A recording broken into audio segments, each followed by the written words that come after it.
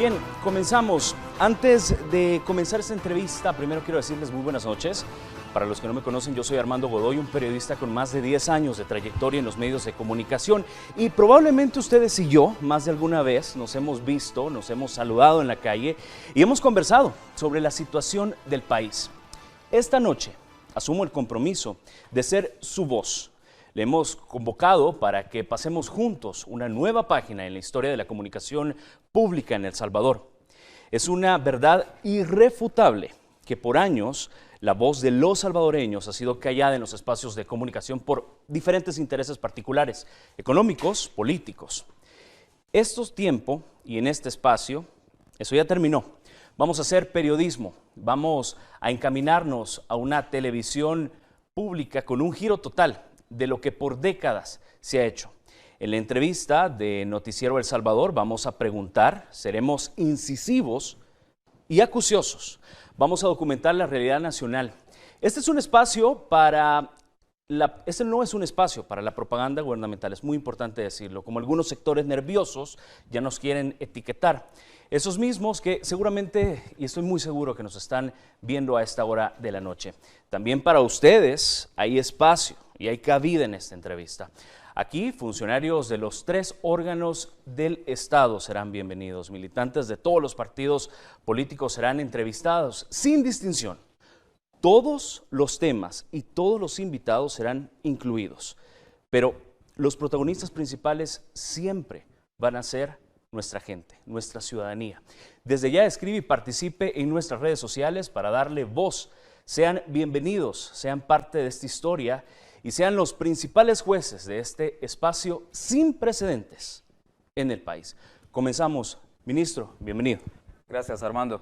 Y gracias a todos los televidentes que desde sus casas están ya sintonizándonos y están pendientes de lo que vamos a comentar esta noche en el programa de entrevistas. Así que con mucho gusto estoy abierto a todas las preguntas que ustedes nos quieran realizar y pues como tú lo decías, las más incómodas las vamos a responder con muchísimo gusto también. Por supuesto. Bueno, y para comenzar con este tema vamos a pasarle la siguiente nota para que usted pueda tener un poquito de contexto de lo que se va a conversar esta noche.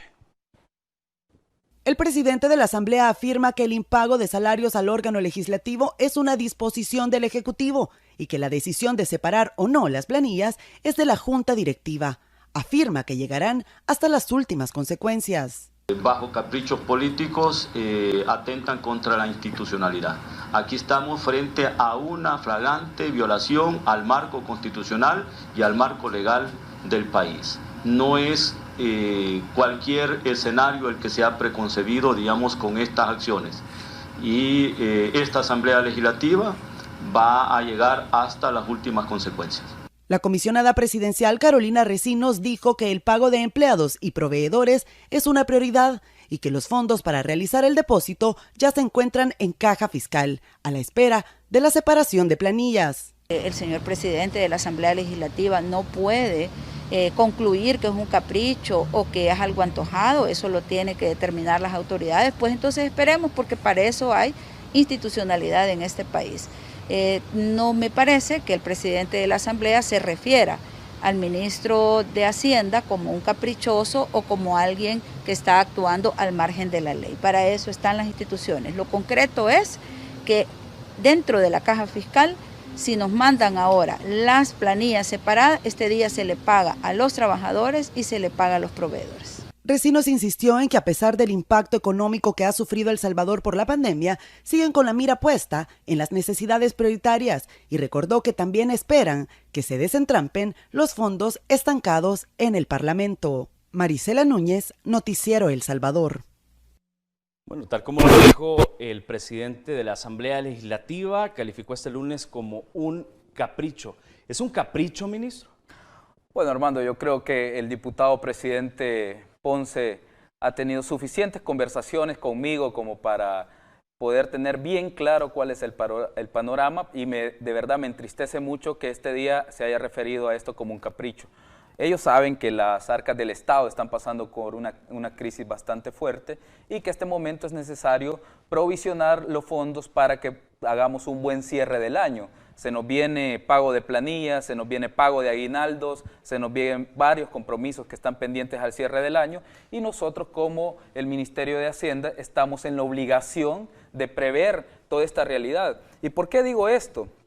Porque a nosotros la actitud que han tenido algunos diputados de la Asamblea Legislativa nos indica de que no vamos a obtener ninguna aprobación en lo que resta del año, de todos los créditos que hemos presentado. Incluso, yo lo decía cuando presentaba el presupuesto, nosotros estábamos presentando el presupuesto con más inversión social de la historia, pero desde ya digo que no veo que sea posible una aprobación antes del 31 de diciembre, pero esperaba también que me equivocara y que también los diputados en su momento pues me puedan decir, ministro, usted mintió ese día y mire, aquí estamos votando por el presupuesto. Yo quisiera que así sucediera. Ahora bien, ministro, si tenemos o si podemos pagar 17 millones de dólares, ¿cómo no podemos pagar 3 millones de dólares para pagar salarios? ¿Qué es lo que pasa?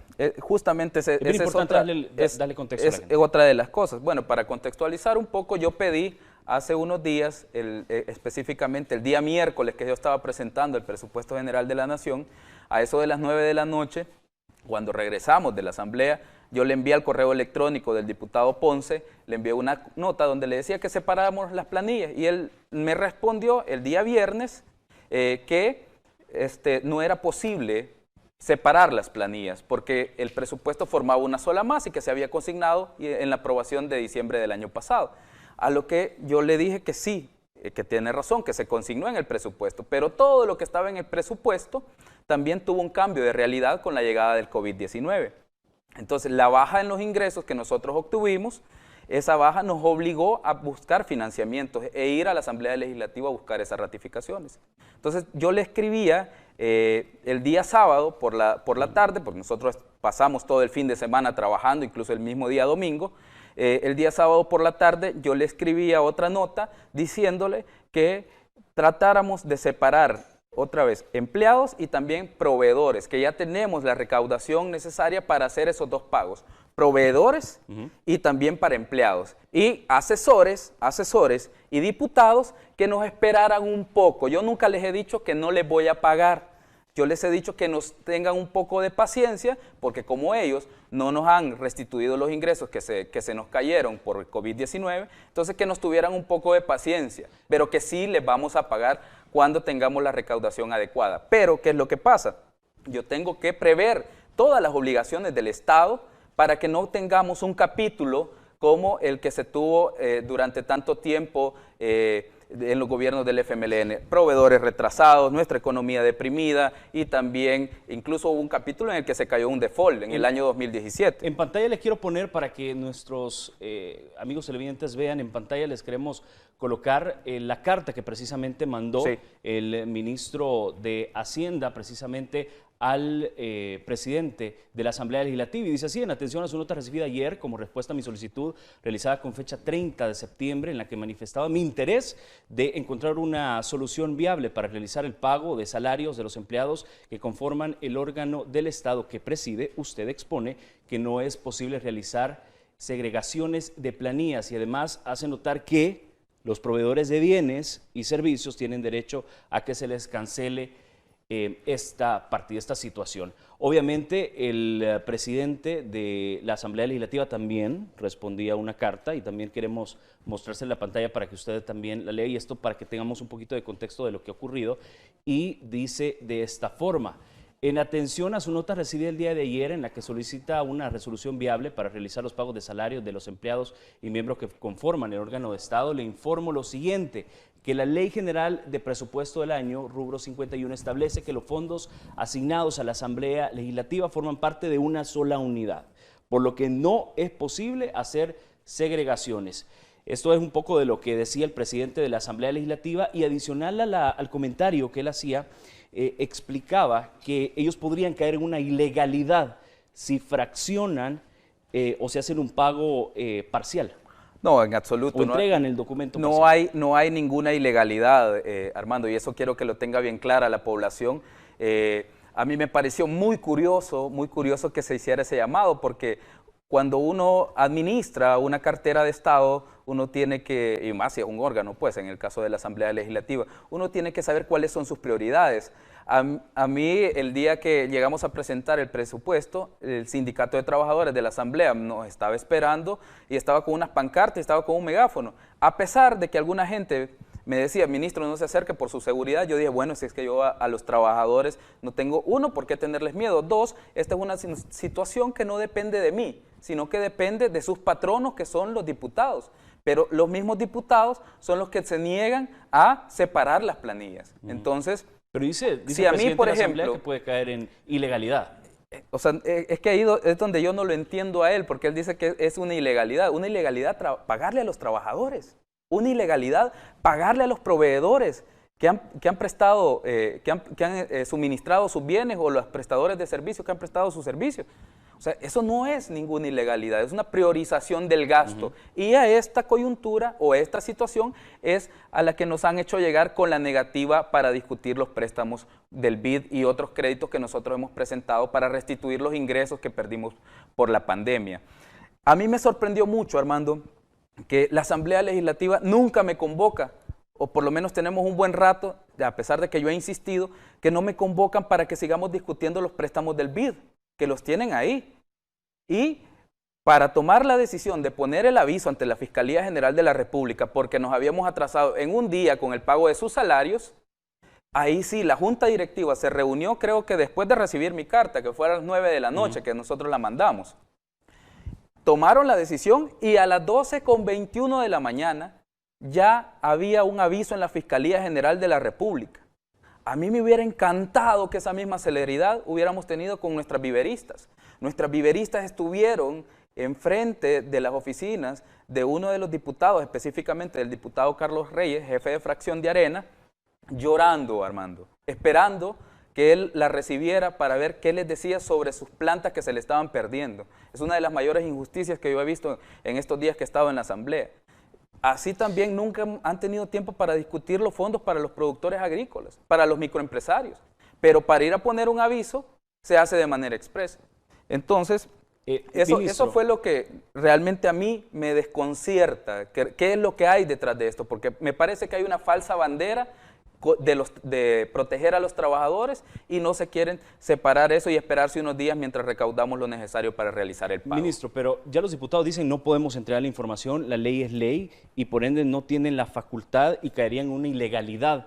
¿Dónde queda entonces el pago? ¿Cuándo se les va a pagar a estas personas? Cuando nosotros logremos recolectar la masa completa para hacerles las transferencias, porque ellos han dicho que no quieren que les hagamos las transferencias completas. Entonces, vamos a esperar que la recaudación suba a lo adecuado para poderles hacer las transferencias completas, a menos que ellos accedan a que realicemos ya el pago parcial. A partir de mañana, yo podría transferir los fondos siempre y cuando ellos lo acepten. Pero dinero mientras... Sí actualmente, para pagar específicamente empleados y para pagar proveedores, nos alcanza en este momento. Solo para ellos. Pero son menos de 3.5 millones que lo que ellos están solicitando para traslado, pues. Entonces, como es menos de 3.5 millones lo que nos ajusta ahorita, tenemos que hacer un pago parcial, siempre y cuando ellos accedan. Pero si no acceden, yo no puedo realizarlo. Tengo que prever todas las obligaciones adicionales del Estado al cierre del año. Ok, de acuerdo. Bueno, vamos a hacer nuestra primera pausa en esta noche, esta primera entrevista donde estamos conversando con el ministro de Hacienda. Regresamos y participe en las redes sociales. Vamos a retomar sus preguntas para el final del programa para podérselas hacer llegar al ministro de Hacienda. Ya venimos.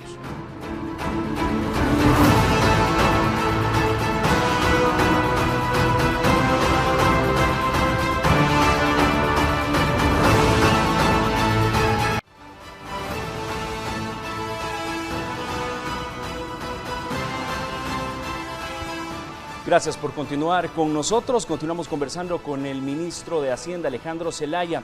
Y bueno, estábamos hablando precisamente sobre el pago atrasado de los colaboradores de la Asamblea Legislativa y a esto quiero referirme a la última carta que ha sido enviada, el último comunicado que ha sido enviado por parte de la Asamblea Legislativa y pido que me lo pongan en pantalla para que la gente lo pueda observar y lo pueda ver. Y es precisamente esta carta que lleva el título de la Asamblea Legislativa ante los casos de antidemocráticos e ilegales por parte del régimen de Nayib Bukele y su gabinete en contra de este órgano de gobierno. Y dice, su enérgica condena a los nuevos actos arbitrarios por parte del régimen de Nayib Bukele en contra de la independencia y el funcionamiento del órgano legislativo bajo la extorsión y amenaza directa a la Asamblea Legislativa hecha por el ministro de Hacienda, señor Alejandro Zelaya, ante este órgano de Estado, a condición su obligación de cumplir la ley, a cambio que se apruebe más dinero y más préstamos sin mecanismo de control y transparencia. ¿Es extorsionista, ministro? Mire, a mí me causa mucha gracia, Armando, que este tipo de expresiones se dejen, digamos, de manera oficial en un documento y mediante un comunicado. Creo que todos los salvadoreños han sido testigos de las múltiples veces que yo he asistido a la Asamblea Legislativa, de las múltiples veces que les he casi que rogado que aprueben los fondos, no por mí, porque esos no son fondos para el ministro de Hacienda, son fondos para cumplirle a nuestra gente. Son fondos públicos que deben de estar al servicio de nuestra gente. Pero cuando a ellos se les toca un día de atraso de salario, entonces sí, llaman a la OEA, llaman a la Unión Europea. Yo veía al diputado Portillo Cuadra, y todos los salvadoreños lo han visto en la intervención que hizo en la Asamblea Legislativa el día jueves, llamando a todos los países democráticos a defender los salarios de los diputados. Y yo digo, bueno, ¿y de verdad siente que se está amenazando la democracia el pueblo salvadoreño cuando se les atrasa un día el sueldo de los diputados? Y nuestras viveristas y nuestros microempresarios y nuestros productores agrícolas tienen menos derechos que los señores diputados, o por lo menos de estos diputados, porque también quiero aclarar que hay varios diputados que sí nos han estado apoyando. Pero estos diputados que están enquistados en el bloque Arena, FMLN y que están dirigidos por el diputado Rodolfo Parker, se han dado a la tarea de bloquear los fondos para el gobierno y para atender la emergencia. Pero estos fondos, Armando, estos fondos van a servir para atender las necesidades de nuestra población. Toda nuestra población sabe que nosotros hicimos las transferencias de $300 en medio de la emergencia. Toda nuestra población sabe que entregamos paquetes alimentarios. Entonces no se trata de una extorsión. Toda nuestra población sabe que construimos el Hospital El Salvador. Si construir el Hospital El Salvador, darles paquetes alimentarios a nuestra gente en medio de la crisis económica más grande de la historia reciente, ¿es extorsión o es un delito? Yo creo que de verdad están totalmente equivocados de cuál es la visión. Lo que ellos están haciendo es realmente desviar la atención hacia otro lado, cuando la atención la deberíamos de estar poniendo en este momento en la discusión de los fondos para atender las necesidades de nuestra gente. Eso es lo que nos mandata la ley y eso es lo que nos mandata la Constitución. Hay algunos diputados, ministro, que señalan que el gobierno estaría mandando un mal mensaje a la comunidad internacional, a los organismos internacionales, con esta situación de impago de salarios en la Asamblea Legislativa, y dicen, ¿cómo puede estar pidiendo fondos a través de organismos internacionales cuando no tenés para pagarle a los empleados? No, lo que pasa es que hay que entender una cosa, o sea, en economía, Armando, si tú no haces una inyección de liquidez en medio de las crisis, las economías no se recuperan. Entonces las depresiones económicas se hacen más largos. Yo he visto algunos personeros que han salido a decir, El Salvador entró en recesión. No entró en recesión, entró en una etapa que se llama depresión económica. Y sino que revisen también los postulados económicos. Así que, ¿qué es lo que ha pasado? Ellos siguen obstaculizando las soluciones para nuestra gente. Entonces, mientras esta situación se alargue, yo tengo que seguir priorizando el gasto. Y claro, si ellos tienen la solución también, ahí, ellos pueden ya discutir. Yo estoy esperando que me llamen. Si mañana me llaman para reanudar la discusión de los créditos, yo voy y reanudamos la discusión. Pero todos se están enfrascando en que no se les ha pagado su salario a los diputados. Hombre, si deberíamos de estar discutiendo es cómo le está yendo a nuestras MIPYMES, cómo le está yendo a nuestros productores agrícolas, a todas aquellas personas que están esperando una solución que no se ha otorgado porque algunos diputados siguen bloqueando los fondos. Y precisamente sobre la palabra llamar voy a hacer referencia a mi siguiente pregunta, y es que existe ya la iniciativa dentro de una comisión especial en la Asamblea Legislativa para interpelarlo. ¿Sería ya el cuarto funcionario del gobierno del presidente Nayib Bukele que estaría siendo interpelado? ¿Cuál es su postura ante esto, ante esta petición? Vean, lo de la comisión especial que investiga la colocación de bonos, yo siempre fui muy claro y muy directo con esa comisión, porque para mí no tiene ningún sentido. Toda nuestra población sabe, yo lo he repetido en varias ocasiones, de que el mercado internacional de títulos valores es un mercado estrictamente regulado. Nosotros cotizamos en la Bolsa de Luxemburgo, hay un due diligence que hace tanto la bolsa, los abogados de los bancos estructuradores, que no son bancos pequeños. También hay un due diligence que hace los abogados de El Salvador como tal, de revisar que todas las autorizaciones estén. También realizamos otros análisis en conjunto con el BCR y con varios de nuestros inversionistas. Entonces, yo creo que recondicionar o implementar una comisión que investigue algo que está sumamente regulado no tiene ningún sentido. Además de eso, yo siempre he dicho que la Asamblea Legislativa, si bien puede supervisar algunas actividades de otros órganos de Estado, no es el ente facultado para auditarnos. La auditoría de los fondos públicos está en manos de la Corte de Cuentas de la República. Así que nosotros somos respetuosos de la ley, vamos a llegar cuando tengamos el espacio. Yo nunca les he dicho que no voy a ir a la comisión. Lo que yo les he dicho es, miren, estoy trabajando y estoy bastante ocupado. De hecho, el día miércoles, Armando, para contextualizar un poco, el día miércoles a mí me convocan a la comisión especial para investigar los bonos a las 9:30 de la mañana. Yo ese día tenía que presentar el presupuesto general de la Nación. Coincidentemente, ese mismo día quieren que yo pase 6 u 8 horas en una comisión. ¿Para qué? Para que no logre presentar el presupuesto, para que caiga en incumplimiento constitucional. No es posible.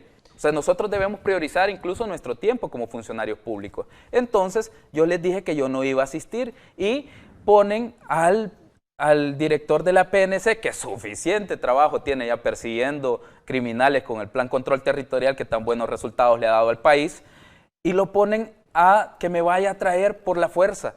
Y le digo yo, no les digo yo, señores diputados, yo voy a ir voluntariamente. Ministro, convóquenme y con mucho gusto voy, pero no voy a ir por la fuerza cuando ellos saben que estaba cumpliendo con mi deber constitucional. Ministro, el diputado presidente de esta comisión, René Portillo Cuadra, recordó que la policía debía el mismo que hablaba el día jueves, al ministro de Hacienda conforme al artículo 165 del Código Procesal Penal, que dice que cuando sea necesaria la presencia de una persona para algún acto procesal, se ordena su citación mediante carta certificada, telegrama o aviso de entrega o por cualquier otro medio de comunicación que garantice la autenticidad del mensaje. En todo caso, se le hará saber el objeto de la cita y el procedimiento para que usted llegue por ley. Sí, pero es lo que dice el Código Procesal Eso es lo que Penal dice, del claro. artículo Si nosotros estamos comprometidos de verdad, estamos comprometidos en el cumplimiento de las leyes, Armando. Lo que pasa es que, vean, ¿no les parece extraño a la población que el mismo día que yo voy a presentar presupuesto se me esté citando a una comisión? Bueno, no me lo estás preguntando, pero mañana estoy citado a otra comisión. Estoy citado a la comisión que investiga una persecución al periodismo, algo que no está sucediendo ni está pasando en el país, pero ellos se han inventado una comisión y están citando a medio mundo, y entre ellos estoy yo. O sea, ¿yo qué tengo que ver con el quehacer de los periodistas en el país? O sea, en absolutamente nada. Igual se me citó para hablar de salubridad e higiene de los alimentos. Y yo les decía, miren, ¿y yo qué sé de eso, de verdad? Uno, no soy ni el funcionario competente, y dos, no tengo la formación académica para ir a hablar sobre salubridad e higiene de los alimentos. La gente, por ejemplo, le está pidiendo al gobierno transparencia. ¿Por qué no ir? No, si es que nosotros vamos a ir. Si yo nunca ¿Por qué no ir y transparentar y explicar? Yo no he dicho que no voy a ir, y aquí lo reitero, Armando. Yo voy a ir a la Asamblea Legislativa, vamos a presentar la información, pero de verdad, toda la población ha visto. Yo tengo 2 meses en el cargo, 2 meses en el cargo. Mi primer día de trabajo fue en la Asamblea Legislativa, defendiendo los préstamos y yendo a explicarles para qué lo necesitábamos. Y aún así, no se me escuchó ni se me hizo caso, aunque el artículo 226 de la Constitución dice que yo soy el funcionario encargado de dirigir las finanzas públicas. Y aún así ellos se pasaron por alto todas mis explicaciones y aprobaron unas asignaciones que ellos querían, que Ministro, eso fue el famoso 197 millones que aprobaron en una sesión de hace unos días. La palabra interpelación, ¿qué le dice? No, a mí, como te digo, no, desde ya lo quiero dejar claro, no tengo ningún problema con la interpelación. Si ellos quieren seguir adelante con el procedimiento, pues que sigan. Lo mismo con las amenazas que se me han hecho de que me van a formar una comisión de antejuicio y se me va a quitar el fuero constitucional para que el fiscal de la República pueda realizar su investigación y girarme órdenes de captura. Yo ya se los dije, no tengo ningún problema, háganlo. Yo voy a asistir. Es más, ya está el proceso en la Fiscalía. Sí, ya pusieron el aviso. De hecho, se presentó, como te decía hace un rato, a las 12:21 de la madrugada, y a eso de la 1, 2 de la tarde, si no mal recuerdo, el fiscal general estaba anunciando una investigación que se sumaba, dijo él también, al no pago del FODES. Y eso precisamente es lo que le iba a consultar. ¿Cómo se encuentra la situación hoy que ya está en sede fiscal ese tema? Sí, a lo que te quería referir es, Armando, a mí me parece muy extraño. He presentado 49 casos de evasión fiscal que representan más o menos 27 millones de dólares solo en esos casos puntuales, y no he recibido nota, excepción hecha por 2 casos de 49 que he presentado yo, más todos los casos que ya habían en la Dirección de Defensa de los Intereses del Estado. 27 millones presentados en casos, y no solo hemos tenido acción en 2 de ellos.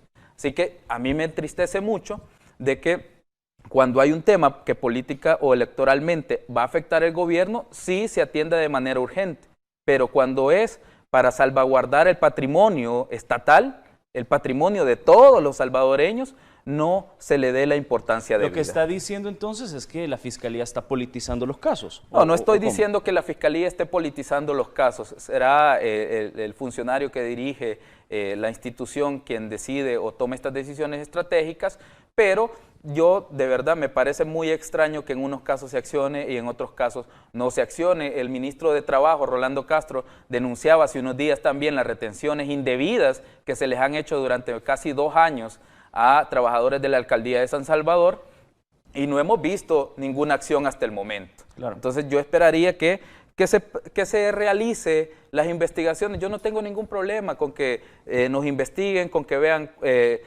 cuáles son los factores que están afectando la caja fiscal del Estado, pero de verdad que se haga una investigación seria y consecuente. Y precisamente sobre este caso quiero invitar al presidente de la Asamblea Legislativa a que venga a este set, explique este tema. Le hacemos la cordial invitación de parte de la entrevista de Noticiero El Salvador, y también le hacemos la extensiva invitación al diputado de dicha comisión, el doctor René Portillo Cuadras, también para que esté acá con nosotros y pueda dar su versión. Recuerde que este espacio es de todos. ¿Cómo está la situación actual del FODES entonces? Vean, con lo del FODES, Armando, y esto es para que los escuchen todos, yo tengo entendido que algunos alcaldes han dicho que van a cerrar calles y no sé qué, porque no se les ha trasladado el FODES. Yo ya les dije, yo me reuní con la Junta Directiva de Comures y les dije, miren, reunámonos con los jefes de fracción de sus partidos.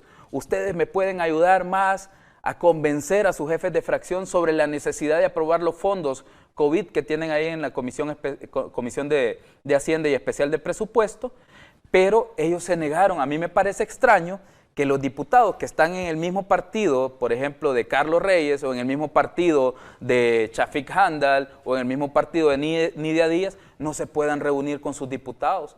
Si todos los salvadoreños saben que quienes hacen llegar a sus curules a los diputados son los alcaldes, porque ellos son los que les dan el respaldo en el territorio.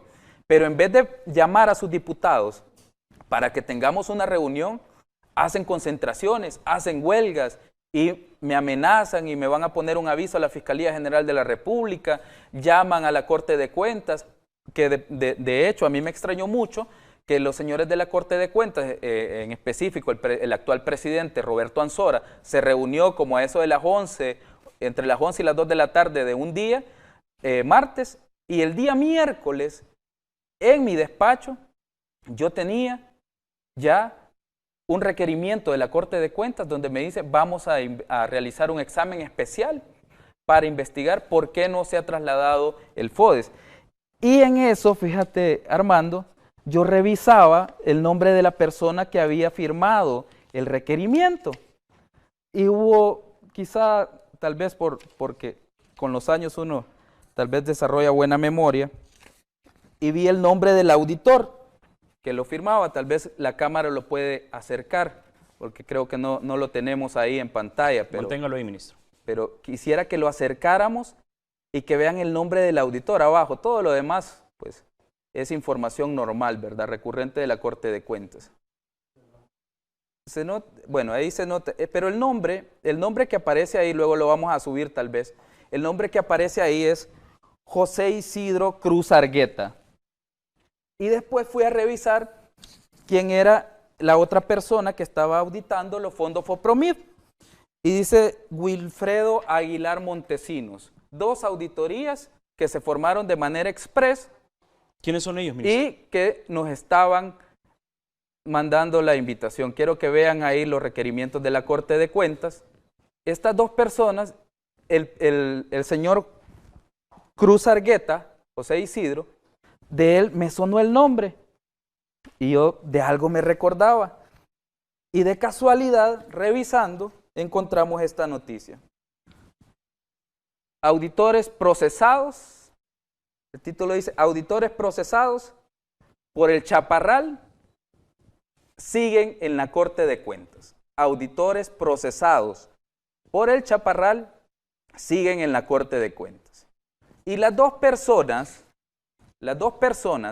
que aparecen sus nombres vinculados en la investigación son los 2 jefes o son los 2 directores de auditoría que llevan las investigaciones o realizan las auditorías. ¿Estas 2 personas son las mismas que hicieron? Son las mismas que limpiaron o que están acusados de limpiar 4 hallazgos en el caso de El Chaparral. ¿En qué condición está el caso de ellos? No, ellos siguen en fase de instrucción, según entiendo. No estoy muy enterado de cómo sigue su proceso, pero entiendo que salieron con medidas sustitutivas a la detención y continúan en sus puestos de trabajo. Lo que nosotros hemos dicho es que nosotros queremos auditorías, pero queremos auditorías independientes, que realmente tengan un adecuado manejo de la información que se les está entregando. No queremos que se politice la función de la Corte de Cuentas, que se le use electoralmente. En eso es que estamos en Ministro, contra. ¿no me está diciendo que ese tipo de cosas lo está publicando precisamente para que no lo auditen? Son hechos públicos y notorios. Yo jamás he dicho que no me auditen. Es más, quiero que nos auditen, pero que nos auditen de manera independiente, proba y de verdad sin una auditoría teledirigida, porque a mí me parece que un día se reúnen con la Junta Directiva de Comunes y al siguiente día yo tengo requerimientos a diestra y siniestra de parte de la Corte de Cuentas. Yo con mucho gusto los voy a atender, con mucho gusto les vamos a entregar la información, pero es necesario también que la población vea cómo se está instrumentalizando una institución tan importante como la Corte de Cuentas. Ya lo vieron en el pasado, en una de las comisiones, el magistrado presidente Roberto Ansora le pasaba los hallazgos de las comunicaciones preliminares de auditoría, se las estaba pasando al diputado Rodolfo Parque. ¿Qué es una comunicación preliminar de auditoría? Es de las primeras comunicaciones que hay entre el cuerpo de auditores y los funcionarios. Es decir, tú tenés espacio para desvirtuar los hallazgos que se vayan realizando. Vamos a hacer una pequeña pausa con esta información, regresamos hablando de este tema. Ya venimos. Perfecto.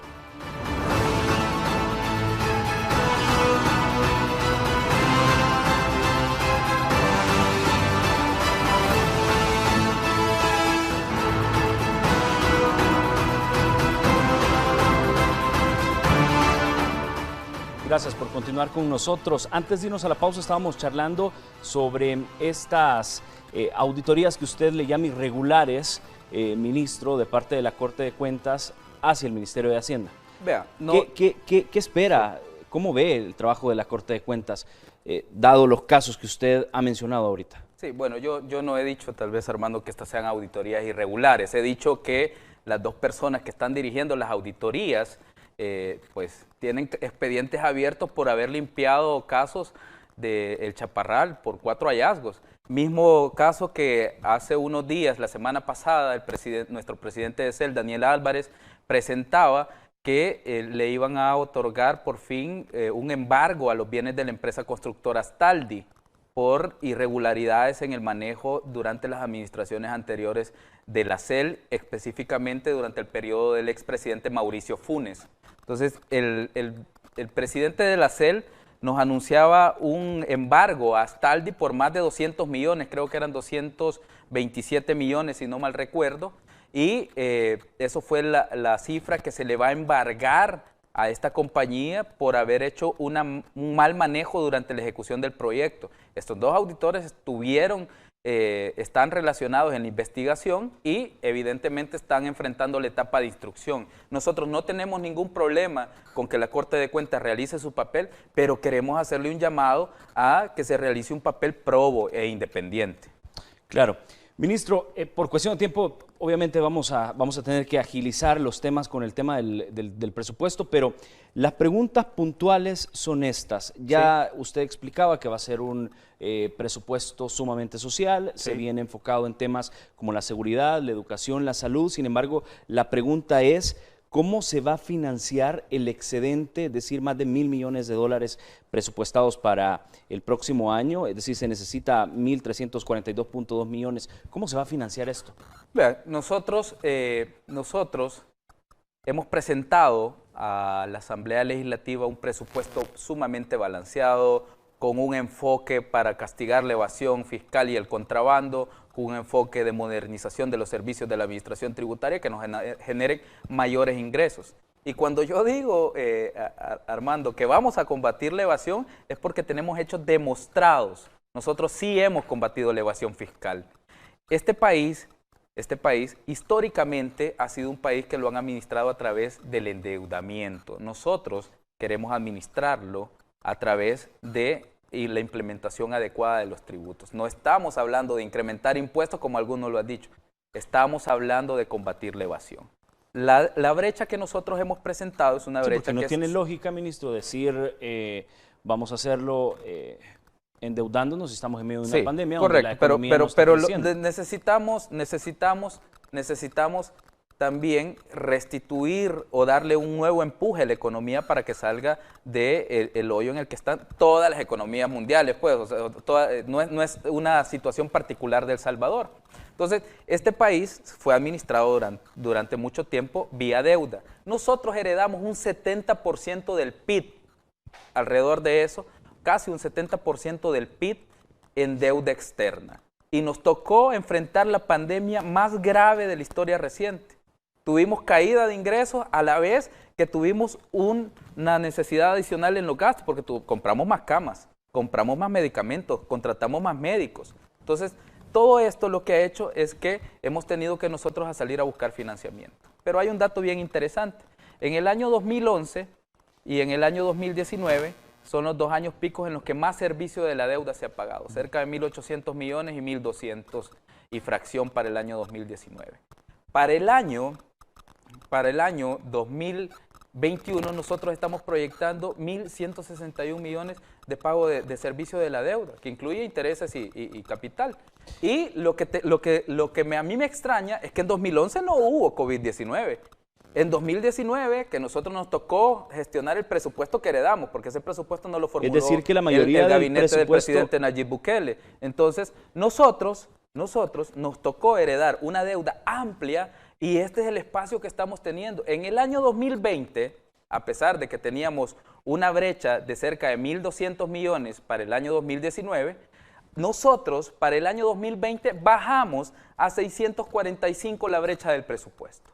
Y después, para el año 2021, nosotros nos encontramos en medio de una crisis económica como todo el mundo y tenemos que recurrir a deuda. Pero claro, vamos a castigar la evasión fiscal y esa es nuestra gran apuesta por eso a nivel de financiamiento. Un plan en específico para esto. Me llama la atención mucho las últimas declaraciones que dio el expresidente del Banco Central de Reserva, Mauricio Chusí, donde aseguró, y lo quiero citar, ¿sí?, que el presupuesto está hecho para que no lo aprueben y desprestigiar más a los diputados. Extraño. ¿El presupuesto fue elaborado precisamente para desprestigiar a los diputados, ministro? Vean, yo creo que más desprestigiados de lo que ya están, no es necesario que yo los salga a desprestigiar. O sea, ¿a quién se le ocurre que un ministro de Hacienda va a presentar un presupuesto para que para que los diputados salgan desprestigiados, hombre. ¿Saben qué es lo que pasa? Que durante mucho tiempo en este país se estuvo diciendo, invertamos en educación, tenemos que invertir en salud, tenemos que invertir en seguridad. Cuando viene el presidente Nayib Bukele y hace llegar a un 5% en la inversión en educación, un 5% del PIB, la inversión en educación para el año 2021, a ellos les molesta. Cuando viene el presidente y dice vamos a hacer el plan ambicioso más grande en materia de salud de la historia, entonces ellos se molestan. Cuando seguimos invirtiendo en seguridad, ellos se molestan. Entonces, lo que parece es que a ellos les molesta que nos vaya bien y que nosotros atendamos las necesidades de nuestra gente. El presupuesto totaliza 7.453.5 millones. De eso, nosotros estamos invirtiendo 1.290 millones en educación. 1.200 millones en educación. Solo a la Universidad de El Salvador le estamos transfiriendo más de 100 millones por segundo año consecutivo. Y además de eso vamos a construir las sedes de Chalatenango y de Morazán. Solo en eso, en infraestructura, la Universidad de El Salvador lleva 13 millones más que el presupuesto anterior. Entonces nosotros creemos que esta es una verdadera apuesta por el futuro. Este es un verdadero presupuesto para empezar a construir el sueño salvadoreño. Y eso es lo que les molesta. Así que no duden que este tipo de declaraciones van a seguir por algunos personeros que ven que no estamos presentando algo que no beneficia a la gente. Precisamente hay algunas personas que hablan de un presupuesto desequilibrado, hablan de un presupuesto que tiene menos ingresos, más gastos, y no debería ser así. Y eso es lo que precisamente dice Carlos Smith, es ex vicepresidente de El Salvador, quien citó esto en su cuenta de Twitter. No he visto las declaraciones del ex vicepresidente de Francisco, él dice el presupuesto, de Francisco Flores, era ex vicepresidente. Él dice que el presupuesto de El Salvador está desequilibrado, tiene menos ingresos, más gastos. Sí, claro, pero bueno, miren, ahí está el presupuesto, nosotros lo hemos publicado, está en manos de la Asamblea Legislativa, ellos lo tienen listo para discutir. Yo les he dicho, llámenme por favor, discutamos ya el presupuesto, pero también discutamos los préstamos que tenemos pendientes. Entonces, lo pueden revisar. Este es el presupuesto más ambicioso en materia de educación. Nosotros estamos generando un plan para la primera infancia por 75.3 millones. Estamos dejando el 100% de escalafón para nuestros docentes, algo que por mucho tiempo ellos no hicieron. Les estamos haciendo un incremento de $100 para el personal administrativo y para los maestros. Estamos generando en materia de salud, estamos generando alrededor de 6.133 plazas. Estas 6.133 plazas están compuestas por las plazas del movimiento Plazas para Todos, que son 1.200, tengo el dato por acá, son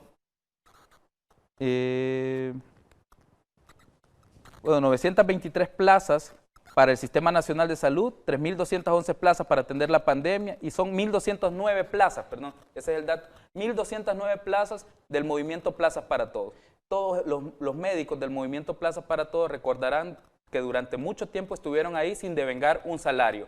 El presidente Bukele les dio una plaza temporal y ahora estamos incorporando esas plazas al Sistema Nacional de Salud de manera permanente. Ministro, adicional a eso, estamos también integrando 3.211 plazas de la gente que se contrató para atender de manera temporal el COVID-19. Ministro, dentro de este presupuesto también se critica mucho el tema de que se ha reducido partidas importantes. Por ejemplo, el presupuesto para el Instituto de Acceso a la Información Pública, entre otros que garantizan precisamente la transparencia. Uno de ellos es la Corte de Cuentas. Se está consultando mucho y se critica mucho el por qué el gobierno está bajándole el presupuesto a estas entidades que garantizan precisamente la transparencia. Vean, en el quehacer público. Todas las carteras han tenido alguna leve disminución. En aquellas áreas donde es prioritario invertir, nosotros hemos priorizado salud, educación, seguridad. Son áreas que es necesario invertir, infraestructura, inversión pública. Son las cosas que nosotros hemos priorizado. La inversión pública, el paquete de inversión pública para el año 2021 son 1.550 millones, la inversión pública más ambiciosa en la historia del país. El Instituto de Acceso a la Información Pública no es prioridad, entonces. El Instituto de Acceso a la Información Pública lo que ha tenido es una reducción de $100.000, de $100.000. Esa es la reducción que tuvo. En el caso de la Corte de Cuentas, si no mal recuerdo, tuvo una reducción de $300.000. Estos son fondos que bien se pueden financiar con economías presupuestarias que ellos tienen. El año pasado el Instituto de Acceso a la Información Pública dejó de ejecutar más de $200.000. Entonces esa parte no se ejecutó. Entonces nosotros hemos visto también eficiencia en la ejecución. Entonces eso se puede cubrir con economías presupuestarias, así como lo hicieron el año pasado y años previos, y si no, pues que lo integren los diputados, y nosotros no estamos en contra de que integren $100.000 para el Instituto de Acceso a la Información Pública, que integren $300.000 para la Corte de Cuentas, pero tampoco queremos que hagan un mal uso de las finanzas. ¿Viste lo que pasó el año 2019, o el año 2018, perdón, el año 2019, previo a que el presidente Bukele asumiera como presidente? ¿Qué hicieron? Aprobaron un incremento del 2% al FODES, pero no dijeron de dónde van a salir los ingresos para financiar ese 2%. Aún así, nosotros cumplimos con la ley y les hemos estado transfiriendo durante el año pasado y también durante este año. ¿Qué es lo que ha pasado?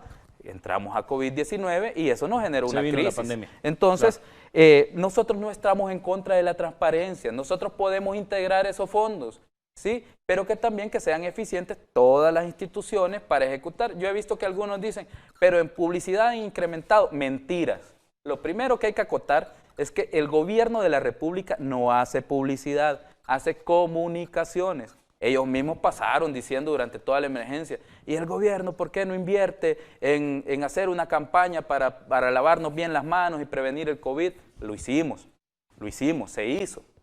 Entonces, esas comunicaciones, hemos reducido el presupuesto de comunicaciones en 8 millones. ¿Cuánto era antes? ¿Cuánto eran ahora? 22 millones, en este año hemos incorporado solo 14 millones. ¿Esto es en qué partida? Puede las cosas en la partida de comunicaciones, de todo el órgano, de todo el gobierno de la República, porque después van a decir a salir que Presidencia no tiene más presupuesto y que no sé qué, y que estas otras instituciones tienen más presupuesto. En todas las partidas del órgano ejecutivo se redujo la partida de comunicaciones. Fue algo que hablamos de manera directa con el presidente y él me dijo, ministro, tenés toda la razón, es momento de apretarnos un poco el cinturón, sí, y también darle soluciones prioritarias a nuestra gente. Es lo que se ha criticado últimamente. Es lo que, el tema de la publicidad. Es lo que critican siempre, pero no es publicidad, como te digo, Armando, son comunicaciones institucionales que son necesarias. En medio de una emergencia, ¿cómo no vas a decirle tú a la gente cómo prevenir una enfermedad? Si tenés, por ejemplo, una emergencia del dengue, tenés que hacer una campaña de concientización a la gente.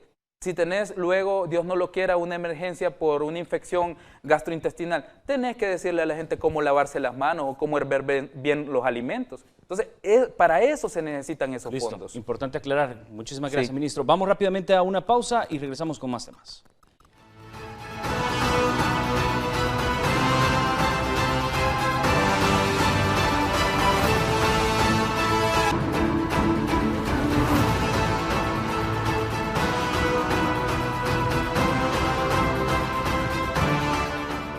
Gracias por continuar con nosotros. A esta hora de la noche vamos a darle paso a la participación de las personas que se están haciendo las preguntas a través de las redes sociales. Recuerde que este es espacio también para que ustedes puedan hacer sus cuestionamientos y sus preguntas. Así que rápidamente vamos a darle paso a los comentarios, las consultas. Por ejemplo, René García a través de Twitter dice, ustedes le han pagado a todos los empleados de gobierno y diferentes carteras de gobierno, excepto al legislativo. ¿Desde cuándo el gobierno pide separación de planillas? ¿Desde cuándo se volvió requisito para pagar? ¿Es un capricho presidencial y nefasto de un gobierno autoritario? Pregunta. Bueno, se volvió, no es un capricho, hay que aclararlo. Yo siempre les he dicho, les voy a pagar. Pero por favor, prioricemos, pues, que demuestren los diputados que su prioridad y su defensa son los trabajadores de la Asamblea Legislativa. Vean, esta situación, para la amiga que nos ponía el tuit, se ha generado a partir de la crisis del COVID y a partir de la negativa de los diputados para restituir los ingresos que perdimos.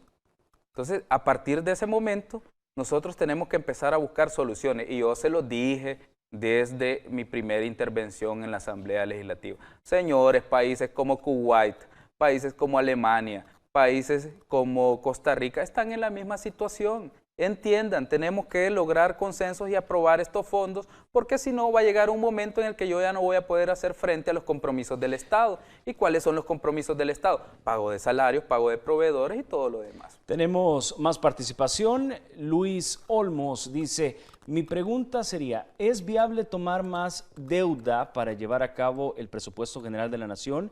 ¿Y cuánto tiene previsto crecer el Producto Interno Bruto para solventar las deudas, ministro?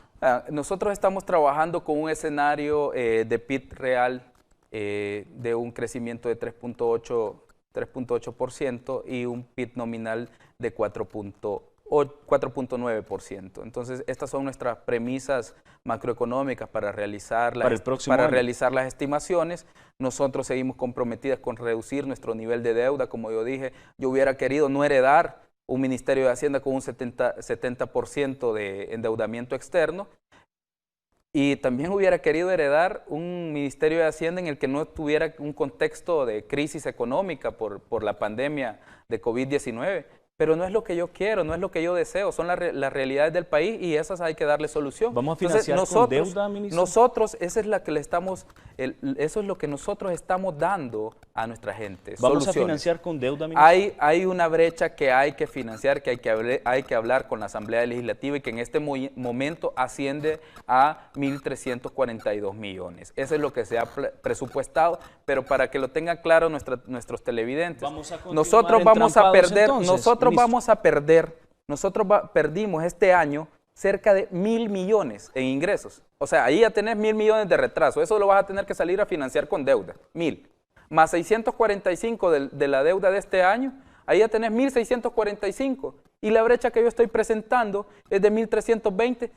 Solo en estas dos aristas, sin contarte con el financiamiento adicional en gastos, la deuda se va más arriba. Si la quisiéramos presentar nosotros, podríamos presentar una deuda de 3.000 o 4.000 millones si fuéramos irresponsables. Y te aseguro que eso hubieran hecho los gobiernos anteriores. Pero ¿qué es lo que estamos haciendo? Estamos reduciendo gastos, estamos reduciendo algunas cosas que no son prioritarias y estamos invirtiendo en los catalizadores de la economía. Es decir, inversión pública para que nos genere nuevos ingresos el año que viene y en los años posteriores. Ministro, estamos planificando en el mediano y en el largo plazo. Ministro, vamos rápidamente a darle participación a la última persona por ahí. Sobre la extensión de la amnistía fiscal, incluye periodo 2020, queremos pagar bajo un plan, pero como no estaba incluido, no era factible. Sí, vean, los señores diputados aprobaron hace unos días, creo que fue la semana pasada, el decreto de amnistía fiscal. Yo les decía a ellos que nosotros estábamos preparando una propuesta que incluyera los periodos 2020, porque sabemos que entramos en una crisis económica y algunos empresarios no pudieron pagar sus impuestos. Entonces yo les decía que íbamos a incluir algunos periodos de 2020, estamos pensando tal vez incluir hasta ahí por junio. Y ellos lo que hicieron fue, cuando yo les mandé la carta, salieron y sacaron el decreto ellos como para salir ellos, digamos, con el premio. Pero yo les decía, miren, espérense y pasado mañana nosotros vamos a mejorar la propuesta, vamos a incluir otros periodos, pero es necesario hacer algunos cálculos económicos, algunos cálculos fiscales para ver cuáles periodos se podían incluir.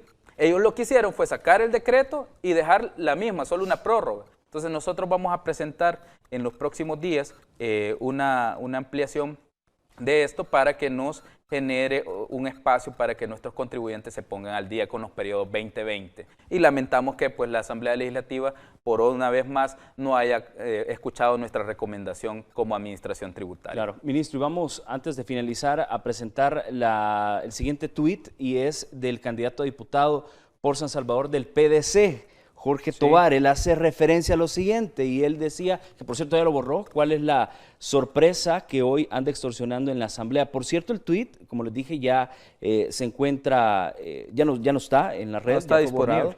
Exacto. ¿Ha sacado de contexto esta imagen? Vean, yo fue la juventud, obviamente. Evidentemente a mí no me gusta hablar sobre mi personalidad, porque luego se dice que es un culto a la personalidad lo que uno está haciendo. Pero todas las personas que me han conocido saben cuál es mi pasado, saben que me gradué con honores de la Universidad de El Salvador, saben que tengo una maestría en Relaciones Internacionales, que soy estudiante del doctorado en Gestión Pública y Ciencias Empresariales. del Instituto Centroamericano de Administración Pública, que también estuve estudiando una maestría en dirección de empresas que no terminamos, está en una pausa por el momento, pero que también a la vez, o sea, tengo mis propios gustos. Iba para un concierto, ministro. De hecho, íbamos a ver a Iron Maiden, para los que les interesa mi vida, ¿verdad? Íbamos a ver a Iron Maiden esa vez, así que pueden seguir investigando. Yo ya les he dicho, les ponía un tuit el día de ayer que pues no me interesaba que se hable sobre mi color de piel, mis orígenes o mi forma de vestir, pero que eso para mí es irrelevante porque yo estoy enfocado en los problemas de los salvadoreños. Ministro, eso le respondo, tiene buen gusto. Gracias, Armando. Bueno, así vamos a finalizar esta entrevista. Ministro, muchísimas gracias por estar con nosotros esta entrevista.